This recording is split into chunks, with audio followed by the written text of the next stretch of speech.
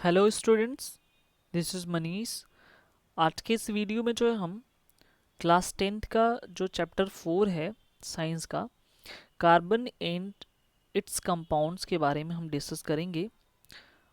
क्या क्या चीज़ें हैं और एग्ज़ाम के पॉइंट ऑफ व्यू से कौन कौन से पॉइंट जो है इम्पोर्टेंट हैं, उन सारी चीज़ों को हम डिस्कस करने वाले हैं। ठीक है, तो अगर हम बात करें कि अब तक जो है टोटल 118 तत्वों में कार्बन जो है एक इम्पॉर्टेंट एलिमेंट्स है।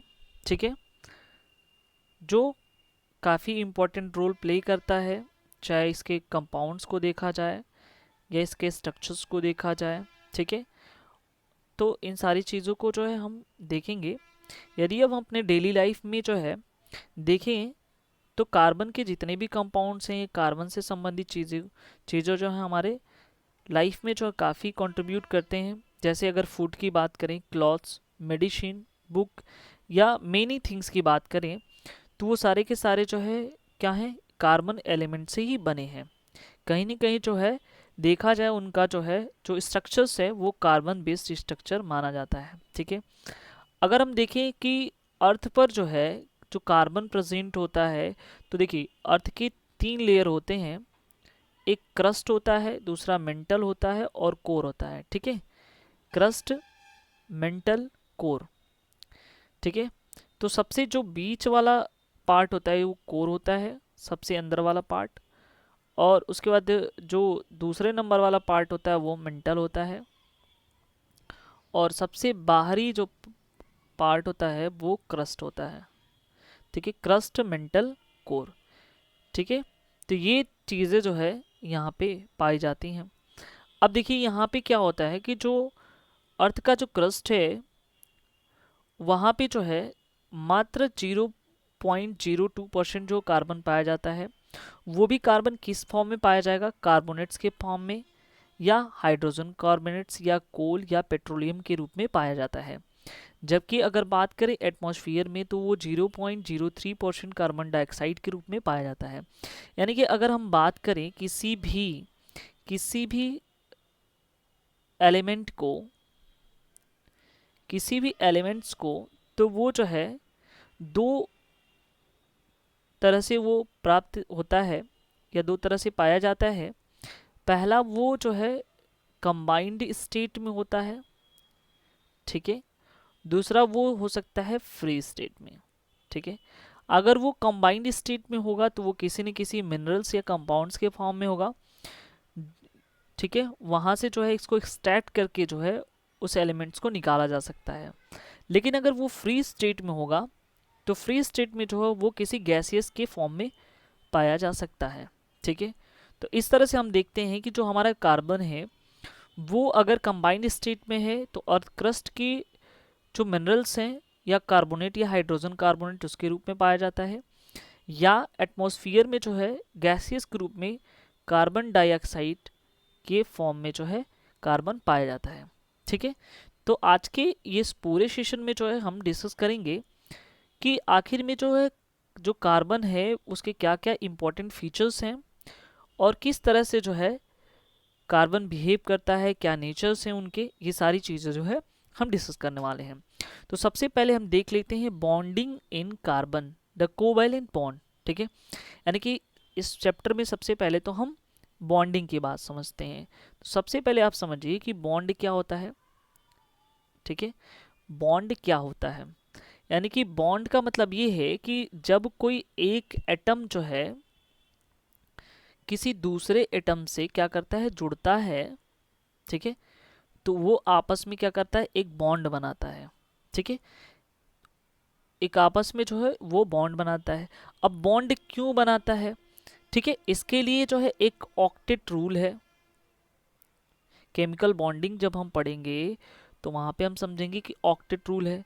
जितने के एलिमेंट हैं वो सब चाहते हैं कि उनकी जो आउटर सेल है, आउटर सेल उसमें जो है 8 इलेक्ट्रॉन कंप्लीट हो। ठीक है, यदि उनके आउटर सेल में एक इलेक्ट्रॉन नहीं रहते हैं तो वो क्या करता है, आपस में जो है इलेक्ट्रॉनों का जो है साझेदारी कर लेता है या शेयरिंग करता है।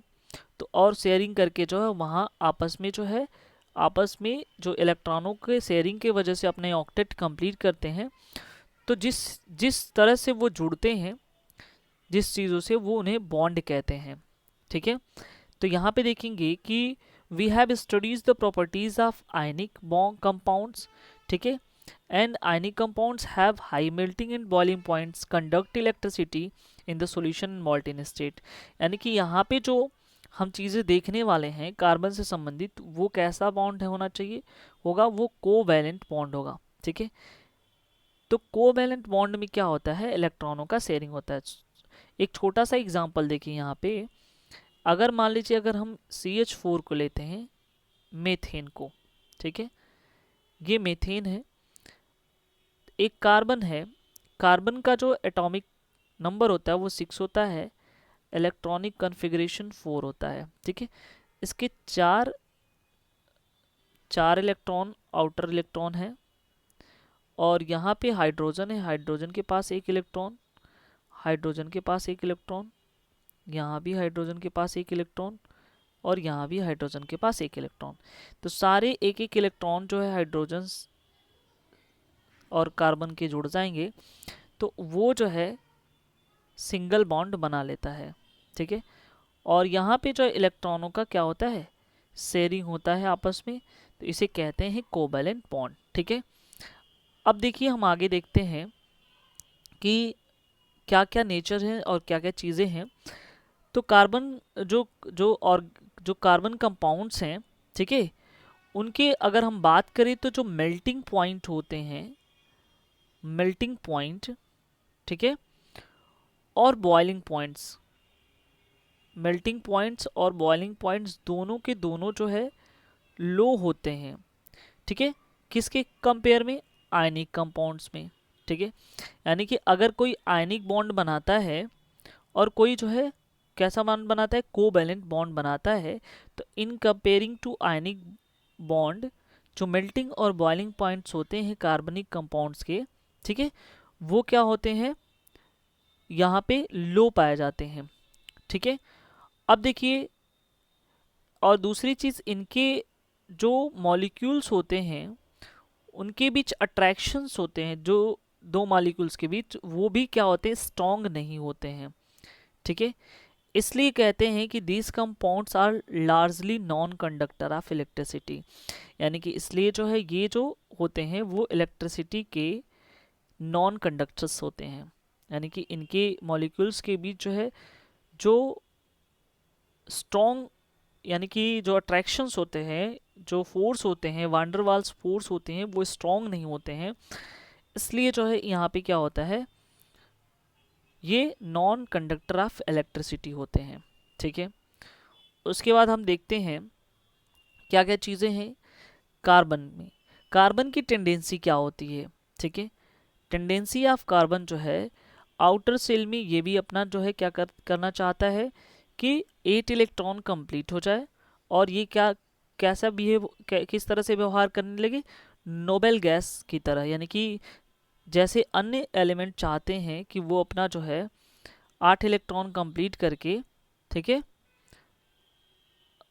8 इलेक्ट्रॉन कंप्लीट करके वो जो है वो क्या करे कि नोबेल गैस को फाइंड कर ले, यानी कि नोबेल गैस की तरह बिहेव करे। उसी तरह से कार्बन भी चाहता है कि वो नोबेल गैस की तरह बन जाए। ठीक है, तो elements forming ionic compounds achieve this either gaining losing electron outermost shell. अब देखिए ऐसे केस में क्या होता है कि यदि किसी एलिमेंट्स में कि आउटर सेल में 4 से कम इलेक्ट्रॉन हो, 4 से यदि कम इलेक्ट्रॉन रहता है, तो वो क्या करता है, वो क्या करता है, इलेक्ट्रॉनों को डोनेट करता है, यानी कि वो इलेक्ट्रॉनों को दे देता है।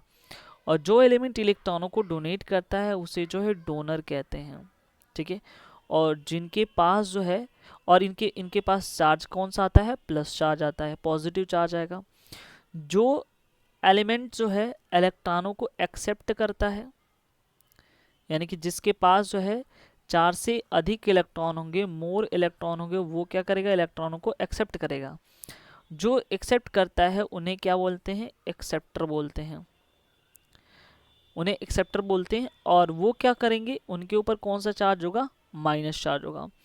तो यहाँ पे कैसे फॉर्मेशन हो जाता है नोबेल गैस के अटेनिंग की वजह से, कि यदि 4 से कम है तो वो इलेक्ट्रॉन्स को क्या करेंगे, देंगे, और देकर के जो है बॉन्ड बनाएंगे, तो वहाँ पे पॉजिटिव चार्ज आएगा। एक्सेप्ट करेंगे, मोर देन 4 इलेक्ट्रॉन्स है तो वो जो है माइनस होगा। 4 की बात करते हैं, ये दे भी सकता है और ले भी सकता है, ठीक है। अब हम देखते हैं कि यहाँ पे क्या होता है कि कार्बन की विशेष कर बात करते हैं। तो इट कुड गेन 4 इलेक्ट्रॉन, यदि ये 4 इलेक्ट्रॉन कह रहा है कि गेन करता है तो कार्बन पे क्या होगा, 4 माइनस होगा, ठीक है, ये चीज़ समझिए। उसके बाद जो है इसके अब कितने इलेक्ट्रॉन्स हो जाएंगे, ऑलरेडी जो है ये इसके पास 6 इलेक्ट्रॉन्स पहले से थे, और 4 यदि गेन करता है तो 4, यानी कि इसके पास जो टोटल 10 इलेक्ट्रॉन्स हो जाएंगे, ये चीज़ समझिए। यानी कि 4 एक्स्ट्रा इलेक्ट्रॉन्स जो है इसके पास आ जाएंगे। सेकंड देखते हैं, यदि जो है ये क्या करेगा, 4 जो है दे देगा किसी इलेक्ट्रॉन को, तो इसके ऊपर कौन से चार्ज आ जाएंगे, सी पे 4 प्लस चार्ज आ जाएंगे, ठीक है। और large amount of energy remove, यानी कि जब ऐसा करेगा तो ये चारों इलेक्ट्रॉन देगा तो ज़्यादा से ज़्यादा एनर्जी जो है रिमूव होगा, और कार्बन के पास कैसे आ जाएंगे, कैटायंस आ जाएंगे, ठीक है, याद रखिएगा। अब 4 इलेक्ट्रॉन दे दिया, टोटल इसके पास 6 इलेक्ट्रॉन थे, 4 इलेक्ट्रॉन इन्होंने दे दिया तो इसके पास कितने बचे, 2 इलेक्ट्रॉन जो है बचेंगे, ठीक है।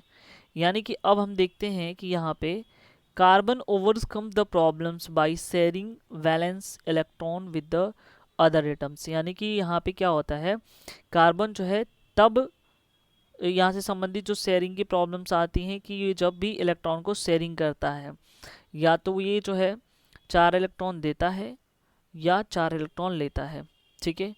अब देखिए ये कोई कार्बन की विशेष बात नहीं है, ऐसे जितने भी एलिमेंट्स हैं अब तक उस सब की टेंडेंसी ये है कि वो जो है नोबेल गैस की तरह बनना चाहते हैं, और इसके लिए जो है वो अपनी आउटर मोस्ट में 8 इलेक्ट्रॉन्स कंप्लीट करना चाहते हैं, जिसका सबसे सरल और इजी मेथड है शेयरिंग ऑफ इलेक्ट्रॉन करके जो है अपने आप को जो है स्टेबिलिटी प्राप्त करने की कोशिश करते हैं, ठीक है।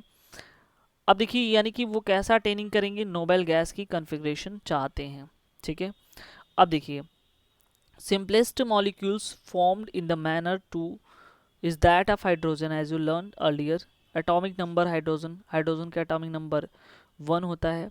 अब चलिए हाइड्रोजन की बात करते हैं, तो हाइड्रोजन का जो है ये होता है, तो इसका atomic number भी 1 है, लेकिन उसका मॉलिकुलर फार्मूला जो है S2 होता है, ठीक है। ये जो है H2 मॉलिक्यूल्स इस तरह से जो है हम लिखते हैं। तो यहाँ पे ये जो है अपने आप को जो है अटेनिंग करने के लिए 2 इलेक्ट्रॉन्स इसको चाहिए। आप देख सकते हैं नोबेल गैस को पाने के लिए हाइड्रोजन के पास 1 इलेक्ट्रॉन, यहाँ पे अब दोनों मिल गए तो ये शेयर्ड इलेक्ट्रॉन्स किसका है, 1 इलेक्ट्रॉन इसका और 1 इलेक्ट्रॉन इसका, दोनों का शेयर हो गए हैं, तो ये बनाया H2 मॉलिक्यूल्स, ठीक है। यानी कि अब सोचिए कि यदि कोई सेम एलिमेंट है, सेम एलिमेंट्स है, और वहाँ पे जो है इलेक्ट्रॉनों का क्या होता है, शेयरिंग होता है, सेम एलिमेंट में इलेक्ट्रॉनों का शेयरिंग होता है, तो वहाँ पे फॉर्मेशन होगा मॉलिक्यूल्स का। और कौन सा बॉन्ड बनेगा यहाँ पे बॉन्ड बनेगा कोवैलेंट बॉन्ड, कोवैलेंट बॉन्ड, ठीक है। यहाँ पे जो है कोवैलेंट बॉन्ड बनेगा, ये चीज़ याद रखिएगा। वही चीज़ अगर डिफरेंट एटम्स जो है आपस में शेयरिंग करते हैं, यहाँ पे एग्जांपल बहुत सारा दिया है, यहाँ पे आप देख सकते हैं 2 हाइड्रोजन एटम्स का यहाँ पे ये ऑक्सीजन मॉलिक्यूल्स का यहाँ पे दे दिया है शेयरिंग ऑफ इलेक्ट्रॉन्स, किस तरह से कोवैलेंट बॉन्ड बनते हैं। फिर यहाँ पे जो नाइट्रोजन का दिया है, चूंकि नाइट्रोजन का यहाँ पे ट्रिपल बॉन्ड बनेंगे, 3 इलेक्ट्रॉनों का शेयरिंग होगा, क्यों, क्योंकि जो है नाइट्रोजन का एटॉमिक नंबर 7 होता है, इसका इलेक्ट्रॉनिक कॉन्फ़िगरेशन करें 2 और आउटर शेल में 5 इलेक्ट्रॉन्स होंगे, ठीक है। यानी कि अगर हम यहाँ पे नाइट्रोजन को देखें तो नाइट्रोजन के पास 1 इलेक्ट्रॉन यहाँ पे होगा, 1 इलेक्ट्रॉन यहाँ पे, 1 इलेक्ट्रॉन 3 इसका और 3 इसका, ठीक है, और 2 यहाँ पे हो जाएगा। तो तो ये जो है तीन तीन से आप ये आपस में जो बॉन्ड बना लेंगे, इसके वजह से नाइट्रोजन में तीन तीन इलेक्ट्रॉनों की शेयरिंग होती है। तो यहाँ पे जो है ये दो लोन पेयर भी इसके पास हो जाते हैं। तो याद रखिएगा यहाँ पे कि यहाँ पे जो है नाइट्रोजन में ट्रिपल बॉन्ड बनता है। अब हम थोड़ा सा देख लेते हैं एलोट्रॉप ऑफ कार्बन्स के बारे में। तो यहाँ पे देखिए कि एलोट्रॉप क्या होते हैं, ये चीज़ समझने की कोशिश करिए। यानी कि कार्बन के जैसे जो एलिमेंट्स ये कंपाउंड्स बना रहे हैं, ठीक है। इसका जैसे कि एग्जांपल अगर हम देखें तो ग्रेफाइट है, दूसरा जो है डायमंड है, ठीक है। ग्रेफाइट और डायमंड, ठीक है, ये दो एलोट्रॉप्स हैं इसके। और इसके किस तरह से जो है ये फिगर बनाते हैं, याद रखिएगा। ये जो है हेक्सागोनल स्ट्रक्चर शो करेंगे। डायमंड का देखा जाए तो डायमंड का स्ट्रक्चर ये है, ग्रेफाइट का स्ट्रक्चर ये है। और एक स्ट्रक्चर जो है जो C60 है, ये भी जो है यहाँ पे हाल ही में जो है इसको एलोट्रॉप ऑफ कार्बन माना गया है। इसको बकमिंस्टर फ्लोरेसेंस बोलते हैं, ठीक है। अगर हम देखें तो इन दोनों में रिजल्ट में डायमंड और ग्रेफाइट की दोनों की फिजिकल प्रॉपर्टी इवन दो जो केमिकल प्रॉपर्टीज़ है वो लगभग सेम है, लेकिन डायमंड क्या है, एक हार्डेस्ट सब्सटेंस है, ठीक है। और वहीं ग्रेफाइट जो स्मूथी एंड स्लिपरी है। और ग्रेफाइट को मुझे पता है कि ग्रेफाइट जो है नॉन कंडक्टर है की तरह बिहेव करता है, लेकिन इसकी एक प्रॉपर्टी है कि इलेक्ट्रिसिटी को कंडक्ट करता है, इसलिए कहा जाता है कि एक गुड कंडक्टर ऑफ इलेक्ट्रिसिटी है। जबकि अदर नॉन मेटल्स में क्या है कि वहाँ पे इलेक्ट्रिसिटी फ्लो नहीं कर सकती है, ठीक है। यानी कि इसकी एक प्रॉपर्टीज़ ही इसको जो है कंडक्टर बना देती है। Diamond can synthesize subjecting pure carbon is very high pressure, काफ़ी हाई प्रेशर और टेम्परेचर पे डायमंड होता है कार्बन के, ठीक है। और ये स्मॉल क्वांटिटीज़ में जो है नेचुरली पाया जाता है। फ्लोरेसेंस जो है अनदर कार्बन के एलोट्रोप है। The first one of the identify was C60 was carbon atoms. किस तरह से, एक फुटबॉल की तरह इनके कार्बन्स के जो एटम्स हैं वो अरेंज हैं। तो एक जो यूएस के वैज्ञानिक थे बकमिंस्टर फुलर, उनके द्वारा जो है इनका नाम दिया गया फ्लोरेंस। इसके वजह से इसको कहा गया, इस पूरे जो है 660 कहा गया बकमिंस्टर फ्लोरेंस, ठीक है। तो इस तरह से इसका नामकरण हुआ। अब देखते हैं हम नेक्स्ट पॉइंट को, वर्सेटाइल नेचर ऑफ कार्बन, ठीक है। ये क्या होता है, याद रखिएगा कि जैसे कि हमने देखा कि कोवैलेंट बॉन्ड जो है कार्बन में शेयरिंग ऑफ इलेक्ट्रॉन्स की वजह से बनता है, ठीक है। और जैसे ही कोवैलेंट बॉन्ड बनता है तो आपस में जो एक कंपाउंड्स का निर्माण करते हैं, ठीक है। उसके बाद जैसे कि हमने एग्जाम्पल भी देख लिया था CH4 यानी कि मेथेन का, ठीक है। मेथेन का हमने एग्जाम्पल भी देखा था इसके आगे। अब देखिए यहाँ पे क्या होता है, नंबर ऑफ कार्बन जो कंपाउंड्स होते हैं वो क्या करते हैं, उसको जो है एस्टिमेट करने के लिए एक फॉर्मूला बनाया जाता है, ठीक है, ताकि उसमें उसकी प्रॉपर्टीज लगभग जो है सब पे सेम हो। अगर देखा जाए तो नेचर ऑफ जो कोवैलेंट बॉन्ड है वो लार्जर नंबर ऑफ कंपाउंड दो फैक्टर पे जो है काम करता है। पहला पॉइंट समझिए यहाँ पे कि carbon has unique ability from form bonds, यानी कि कार्बन के पास एक यूनिक एबिलिटी होती है बॉन्ड बनाने की अदर एटम्स ऑफ कार्बन, ठीक है। जैसे giving rising a large molecules, ज़्यादा से ज़्यादा ये कनेक्टेड होते हैं कार्बन एटम्स। और इसी प्रॉपर्टीज़ को कहा जाता है कैटेनेशन, यानी कि एक कार्बन के पास 4 बॉन्ड होते हैं और फिर ये कार्बन जो है अन्य के द्वारा जुड़ा। अब देखिए यहाँ पे भी 4 बॉन्ड जुड़ा, फिर यहाँ पे भी ऐसे करके जुड़ते गया। तो ये प्रोसेस जो है लंबा एक चेन बना लेता है, जिसे इस प्रोसेस को कहते हैं कैटेनेशन, ठीक है। यानी कि इसकी एक टेंडेंसी है ज़्यादा से ज़्यादा जो अटैच करना कार्बन एटम्स को, ठीक है। लार्ज मॉलिक्यूल्स का फॉर्मेशन करता है, इसी प्रोसेस को हम कहते हैं कैटेनेशन, ठीक है। और यहाँ पे क्या होता है, कंपाउंड्स में have long chain of carbon, देखिए यहाँ पे, और वो भी ब्रांच चेन बना लेगा, ठीक है। रिंग्स भी बना सकता है। तो आगे हम देखेंगे कि जो इसका जो स्ट्रक्चर है वो एलिफैटिक भी होगा और एरोमेटिक में भी जाएगा। यानी कि एक चीज़ ऐसे कर लें, इसमें अगर देखा जाए तो ओपन चेन कंपाउंड होगा, दूसरा एक जो है क्लोज चेन होगा। ओपन चेन में जैसे कि ये हमने बनाया, ये ओपन चेन होगा, ओपन चेन कंपाउंड। अगर मान लीजिए इस तरह से हमने बना दिया या इस तरह से बना दिया, तो यहाँ पे जो हर एक कॉर्नर पे जो है कार्बन प्रेजेंट होगा। तो यहाँ पे देखेंगे ये कैसा है, ये जो है क्लोज चेन की तरह ये बिहेव करेगा। ठीक है, और भी सारी चीज़ें हम समझेंगे। ठीक है, अब देखते हैं कि इसका जो कटिनेशन होता है वो बढ़ता ही चला जाता है। Silicon forms compound with the hydrogen chain 8 अगर एटम्स हैं तो वहाँ पे सिलिकॉन जो है हाइड्रोजन के साथ बनाएगा, कंपाउंड करेगा। But this compound is very reactive, यानी कि यहाँ पे जो ये काफ़ी जो है स्ट्रॉन्ग होगा, रिएक्टिव होगा, स्टेबल होगा। ठीक है, और लार्ज कंपाउंड्स बनाएगा, many carbon atoms link to each other, और बहुत सारे कार्बन जो इससे लिंक होंगे। उसके बाद अगला पॉइंट्स देखते हैं कि जो कार्बन होगा वो उसके पास वैलेंसी 4 होगी, 4 इलेक्ट्रॉन्स डोनेट भी कर सकता है और एक्सेप्ट भी कर सकता है।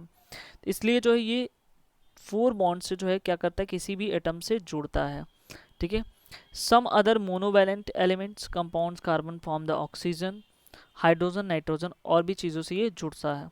ठीक है, अब कह रहा है कि depend of the elements the carbon present in the molecule, यानी कि अब एक चीज़ यहाँ समझिए कि अगर बॉन्ड जो है कार्बन का, ठीक है, अगर किसी से ज़्यादा मजबूत तरीके से जुड़ा है, स्टेबल हुआ है, तो इसका रीज़न ये है कि वहाँ से स्ट्रॉन्ग बॉन्ड है, उसका स्ट्रॉन्ग बॉन्ड से स्ट्रॉन्गली जुड़ा है, और ऐसे में ये हो सकता है कि उसका साइज जो है स्मॉल साइज हो। ठीक है, इस तरह से अगर कोई बड़ा एटम्स है तो वहाँ पे जो बॉन्ड होगा वो कमज़ोर होगा, और स्मॉल साइज से अगर कोई है तो वो काफ़ी जो है स्ट्रॉन्ग बॉन्ड से वो जुड़ा होगा। अब देखते हैं ऑर्गेनिक कंपाउंड्स। ऑर्गेनिक कंपाउंड्स का मतलब ये है कि कार्बन चेन के द्वारा या कार्बन से बनने वाले जितने भी कंपाउंड्स होंगे, ठीक है, कार्बन से और हाइड्रोजन से बनने वाले जितने भी कंपाउंड्स होंगे उसे ऑर्गेनिक कंपाउंड्स का नाम दे दिया गया। तो यहाँ से देख लेते हैं सैचुरेटेड और अनसैचुरेटेड कार्बन क्या होते हैं।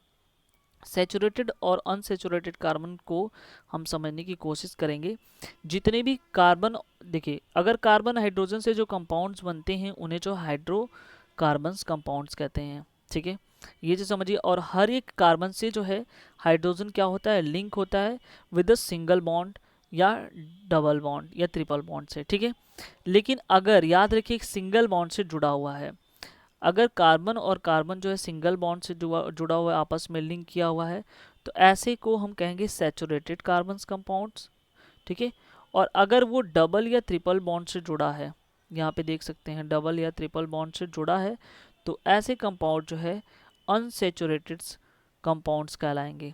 ठीक है, एक एग्जांपल यहाँ पे देख लीजिए, ये जो है C2H2 का एग्जांपल यहाँ पे है, जिसे एथीन कहते हैं। ठीक है, इसको जो है डॉट स्ट्रक्चर के द्वारा जो है शो किया गया है यहाँ पे। तो यहाँ पे देख सकते हैं कि एक कार्बन यहाँ पे, एक कार्बन यहाँ पे है। ठीक है, 2 हाइड्रोजन यहाँ पे, 2 हाइड्रोजन एक एक सिंगल बॉन्ड बनाएगा ये, और यहाँ पे डबल बॉन्ड बना लेगा, यहाँ पे ये एक एक इलेक्ट्रॉन की शेयरिंग कर लेगा।